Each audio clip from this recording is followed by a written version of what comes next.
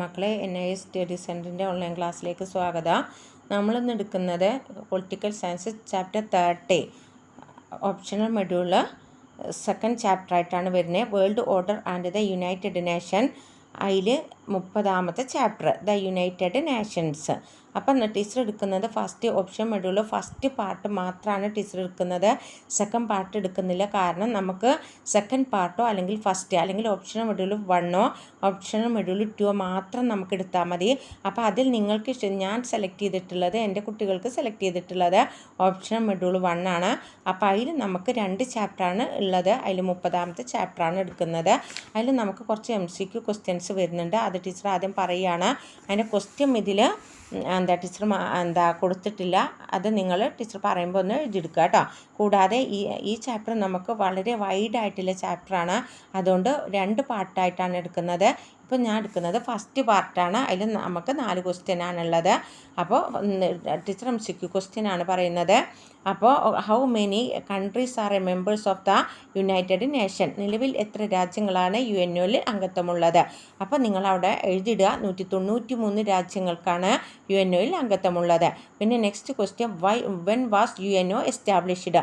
UNO നിലവിൽ വന്നത് എന്ന്? 1945 ഒക്ടോബർ 24 ആണ് ഏത് നിലവിൽ വന്നത്? UNO നിലവിൽ വന്നത് കേട്ടോ. ഇനി നെക്സ്റ്റ് പറയുന്നത്, who is the first secretary general of UN? UNOൻ്റെ സെക്രട്ടറി ജനറൽ ആരാണ് കേട്ടോ? പ്രസൻറ്റ് സെക്രട്ടറി ജനറൽ ഓഫ് UNOയുടെ ഇപ്പോഴത്തെ സെക്രട്ടറി ജനറൽ ആരാണ്? അതൊക്കെ നമുക്ക് ക്വസ്റ്റ്യൻ ഉണ്ടായിരിക്കാം. Antonio Guterres. പോർച്ചുഗീസുകാരനായ ആൻ്റോണിയോ ഗുട്ടറസ് ആണ് നമ്മുടെ UNOയുടെ ഇപ്പോഴത്തെ പ്രസൻ്റ്ലി സെക്രട്ടറി ആയിട്ട് അറിയപ്പെട്ടത്. ഇനി നമ്മൾ ക്വസ്റ്റ്യനിലേക്ക് പോകാം.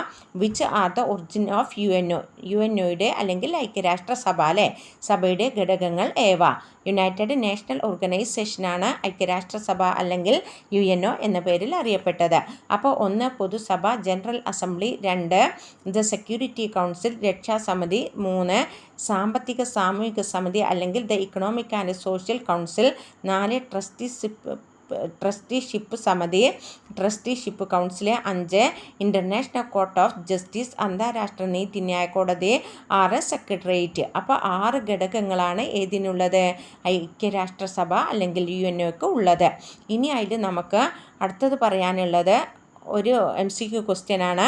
What is the name of the constitution of UNOയുടെ ഭരണഘടന അറിയപ്പെടുന്നത് എങ്ങനെ? അപ്പോൾ ചാർട്ടർ എന്നാണ് UNOയുടെ ഭരണഘടന അറിയപ്പെടുന്നത് കേട്ടോ. ഇനി അടുത്ത MCQ ക്വസ്റ്റ്യൻ പറയാണ്, how many article are the UNO's charter? UNOയുടെ ഭരണഘടനാപരമായ ചാർട്ടർ എത്ര വകുപ്പുകളാണുള്ളത്? 111 വകുപ്പുകളാണ് UN ഭരണഘടനാ ചാർട്ടറിലുള്ളത് കേട്ടോ. ഇനി നെക്സ്റ്റ് MCQ പറയുന്നത്, when was A UN charter was established? UN charter എന്നാണ് നിലവിൽ വന്നത്? 1945 ഒക്ടോബർ 24. ഈ ക്വസ്റ്റ്യൻസ് MCQ ക്വസ്റ്റ്യനൊക്കെ നിങ്ങൾ ഒരു നോട്ട് ബുക്കിൽ എഴുതിയിടുക കേട്ടോ. അപ്പം നമുക്ക് അത് എക്സാം ആകുമ്പോൾ നിങ്ങൾക്ക് അത് വളരെ ഉപകാരമായിട്ട് മാറും.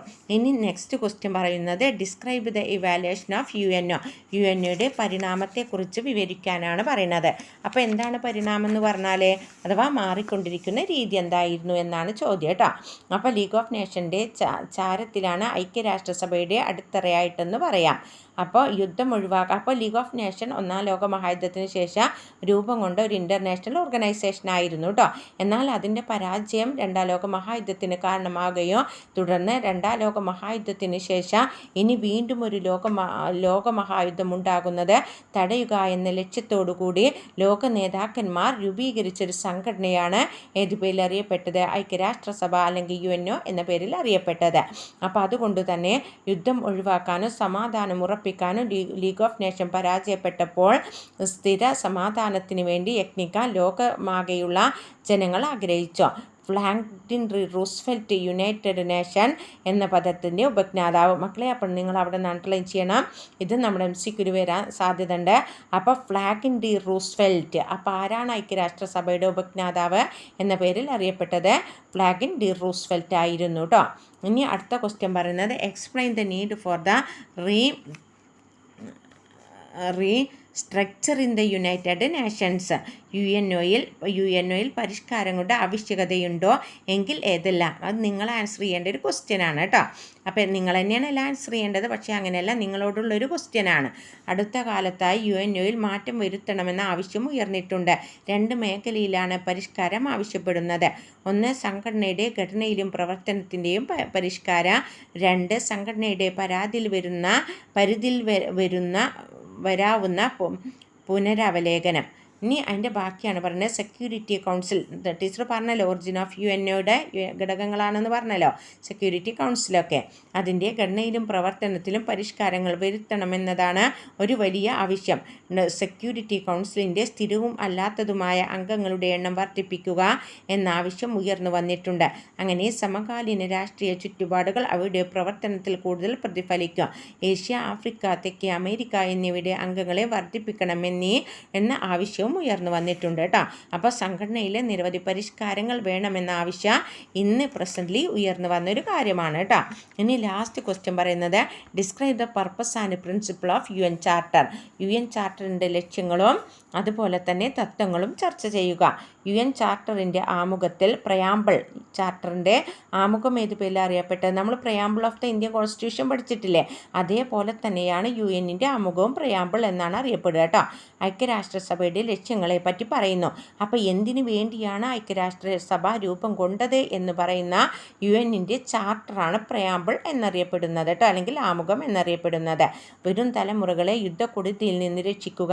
2 മൗലികാവകാശങ്ങളിലും വ്യക്തികളുടെ അന്തസ്സിലും സ്ത്രീ പുരുഷ സമത്വത്തിലും വലിപ്പ ചെറുപ്പമില്ലാതെ രാഷ്ട്രങ്ങളുടെ സമത്വത്തിലും വിശ്വാസം പ്രഖ്യാപിക്കുക.